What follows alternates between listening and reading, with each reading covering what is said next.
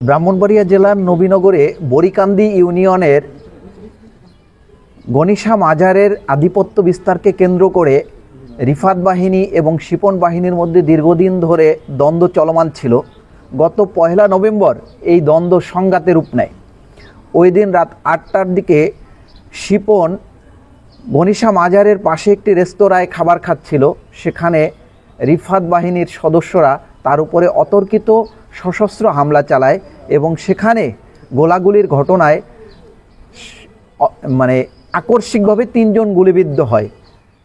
সেখানে শিপন, নূর আলম, ইয়াসিন নামে 3 জন গুলিবিদ্ধ হওয়ার পরে তাদেরকে হাসপাতালে প্রেরণ করার কিছুক্ষণ পরই শিপন বাহিনীর সদস্যরা আবার পাল্টা সশস্ত্র আক্রমণ চালায়।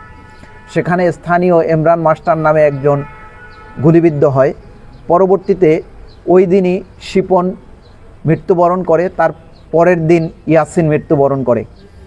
এই ঘটনা ঘটার পর থেকেই ওই এলাকায় র্যাবের গোয়েন্দা নজরদারি অব্যাহত রাখা হয় এবং তারই ধারাবাহিকতায় গত 7 নভেম্বর র্যাব এবং সেনাবাহিনীর একটা যৌথ অভিযানিক দল এর পাশের এলাকা থেকে 8টি পাইপগান সহ দেশীয় পাইপগান সহ 45টি দেশীয় অস্ত্র উদ্ধার করতে সক্ষম হয়।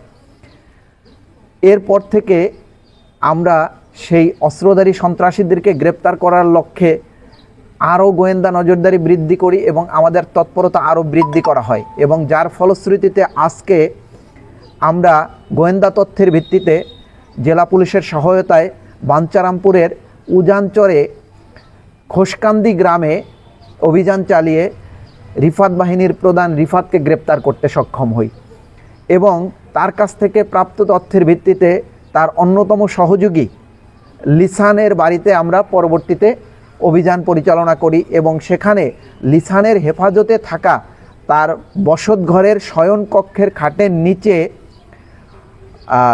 ব্লু কালারের পলিথিন ব্যাগে মোড়ানো অবস্থায় একটি বিদেশি পিস্তল এবং 7 রাউন্ড গুলি এবং 2টি ম্যাগাজিন উদ্ধার করি।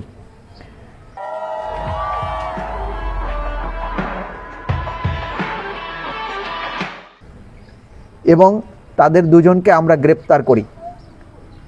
ভবিষ্যতে এই যে ওই ঘটনাকে কেন্দ্র করে যে মামলা হয়েছে সেই মামলার অন্য আসামি গ্রেপ্তার বা অন্য যদি কোনো অস্ত্র আমরা উদ্ধারের ক্ষেত্রে সামনে আমাদের গোয়েন্দা তৎপরতা এবং অভিযান অব্যাহত থাকবে। পাশাপাশি আজকে যে আমাদের অভিযানিক যে এটা সফলতা সেটা একদিনে হয়নি, দীর্ঘদিন ধরে আমরা রিফাত বাহিনীর রিফাতকে ধরার জন্য অনেক চেষ্টা করেছি। রিফাত বাহিনীর প্রধান রিফাতের নামে টোটাল এখন পর্যন্ত আমাদের তথ্যমতে 6টি মামলা আছে।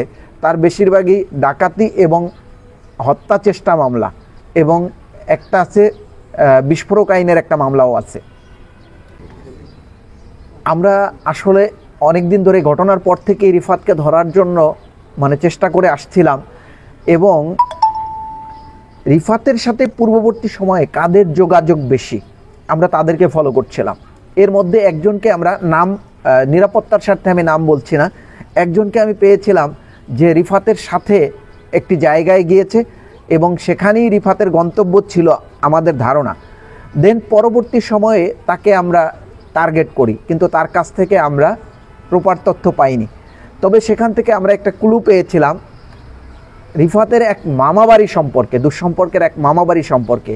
এরপরে গত 3 দিন ধরে আমরা ওই মামাবাড়ির এলাকায় প্রপার নজরদারি শুরু করি এবং সেখানে রিফাত নামে খোঁজ করতে গিয়ে আরও একজন রিফাতের খোঁজ পাই এবং সেই রিফাতের কাছ থেকে এই এলাকায় আরেকটা রিফাতের আমরা তথ্য পাই এবং তার মামার বাড়িতে নির্জন এলাকায় সে একটা ঘরে বসবাস করছে বলে এরকম তথ্য পাওয়ার পরে আমরা আমাদের আভিযানিক টিম সহ বাঞ্চারামপুর থানার থেকে আমরা টিম নিয়ে আমরা সেখানে তার বাড়িটাকে ঘিরে ফেলা তারপরে তাকে আমরা ওইখান থেকে গ্রেপ্তার করতে সক্ষম হই।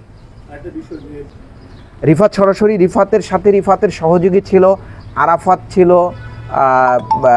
আরও কয়েকজন ছিল। রিফাতের আরাফাতই হচ্ছে তার মূল হাতিয়ার ছিল। এখানে আমরা সর্বোচ্চ পদক্ষেপ গ্রহণ করব আরাফাতকে গ্রেপ্তারের জন্য। খুব শীঘ্রই ইনশাআল্লাহ আমরা এটা সম্ভব করতে পারবো।